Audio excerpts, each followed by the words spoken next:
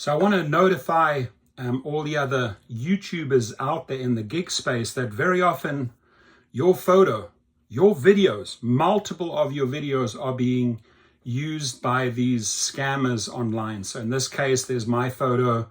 The person is called Lucas Steven. Even using my Rideshare professor name. The one thing you can do is you can look at the videos, and I recognize multiple DoorDashers. Everybody use videos, they just steal, right? They don't care. And when they get caught, if and when they get caught, they shut down and then they reopen under another name. So this guy has been operating since November. Few things. It's not difficult shutting them down. The good thing is, if you notify Facebook, very often you have to really document this, how many times you've contacted Facebook or at what time, what proof you sent them. If they don't act, I have done this in the past. I've collected twice a lot of money. I sue the companies, right? I sue, for example, Facebook will be getting a lawsuit from me. I have a 16 out of 16 record. I've not lost a case to date, and won some really big cases against big names, which I'm not going to mention, but they're out there. The cases are out there if you want to research and find out if what I'm saying is true.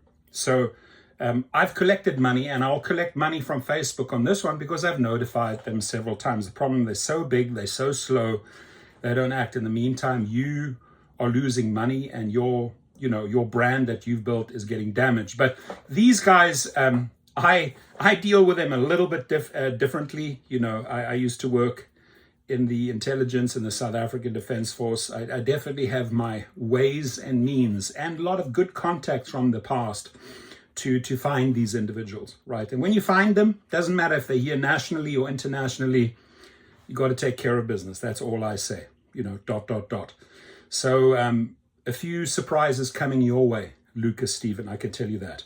Now, if somebody's using your photo, your videos, report them. There is a report button. Could be trademark infringement, copyright infringement, or it could be impersonation, could be stealing your videos, could be stealing your name, could be stealing your photo, or all three. You have to pretty much fill in the dots, file the form. All I'm asking you as a YouTuber, whoever is doing, good services on social media, document that. Document the time and the date you contacted them, because they truly have teams in place that should act on this, but they're not always acting on this. And there's, I'm not going to give the fine little subtle ways. There's multiple angles to get to Lucas Steven. Lucas Steven is not called Lucas Steven. He started the account in November under Keith Urban. Keith Urban is an Australian singer. So you already can see he's already changed the name. But there's little things that give them away.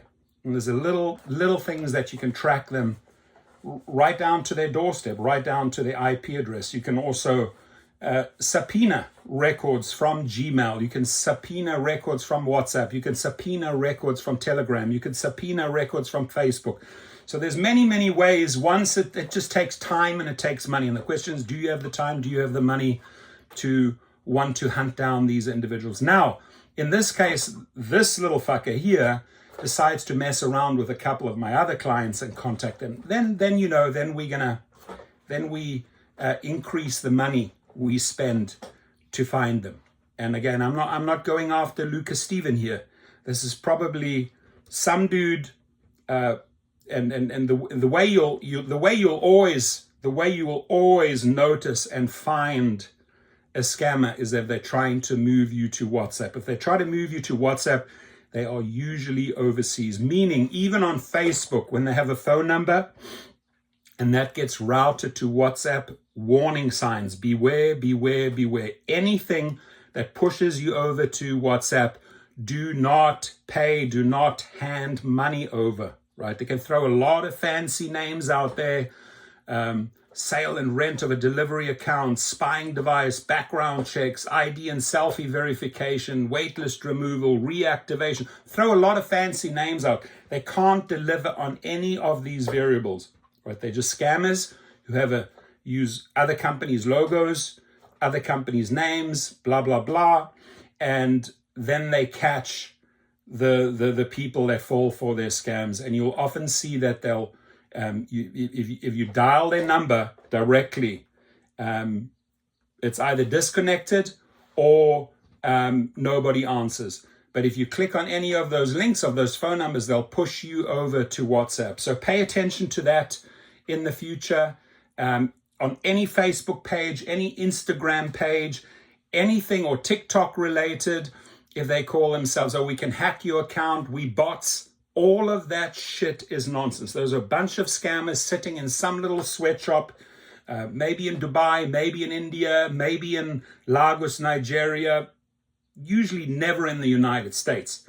Because when it comes to WhatsApp, they are overseas somewhere, whether Russia, China, wherever they are.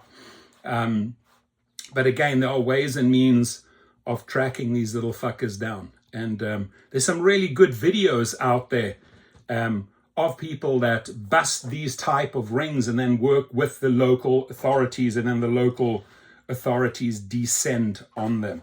So we shall see how this plays out. Lucas Stephen, you're on my radar. I've spent money on you. That should say a lot.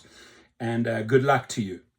If I was you, I'd run and run and run and hide and hide and hide. But don't fall for the nonsense. And I want to make other YouTubers aware your videos are being used. Apps, any successful app, they will use your name. They will use your name to monetize an audience that is unfortunately falling for these scams. Your comments, please.